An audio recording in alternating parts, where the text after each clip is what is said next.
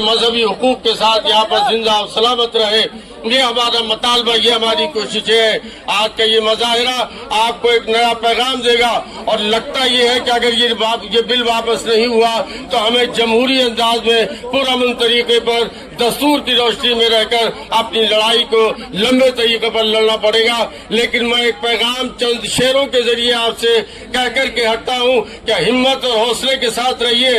یہ بات جو اڑائی جاتی ہے کہ ہم کمزور ہو گئے، ہم ڈر گئے، ہم خوفزدہ ہو گئے، ایسا کچھ بھی نہیں ہے۔ میں اعلان کرنا چاہتا ہوں اور کہنا چاہتا ہوں، اور آپ کے درمیان اور دوسرے تمام غیر مسلم تنظیموں کے ذمہ دار بھی ہمارے اسٹیج پر موجود ہیں، اور وہ آج اس وقت بل کی مخالفت کر رہے ہیں۔ میں صرف آپ سے دو باتیں کہہ کے گزرتا ہوں، آپ کو بہت سے لوگوں کی باتیں سننی ہوں گی کہ ہم اس وقت بل کو کسی بھی سب ایک ہے۔ ہم اس دیش میں ہندو، مسلم، سکھ، عیسائی ہم سب مل جل کے رہتے ہیں، ایک دوسرے کے بھائی چارے کے ساتھ رہتے ہیں،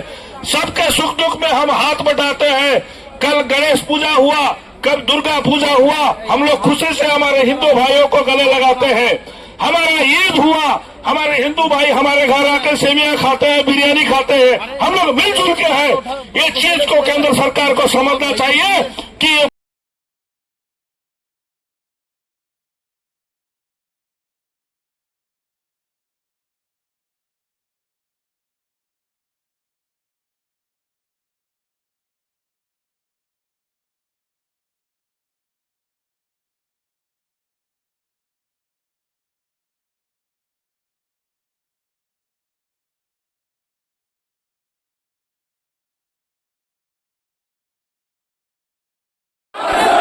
بل 2024 یہ سمجھ لینا چاہیے ہماری حکومت کو کہ ہم اگر صبر کے ساتھ حالات کا مقابلہ کر رہے ہیں تو اس کا مطلب یہ نہیں ہے کہ ہم کسی دباؤ میں ہیں، ہم کسی پریشانی میں ہیں، بلکہ ہم چاہتے یہ ہے کہ یہ ملک خوش اور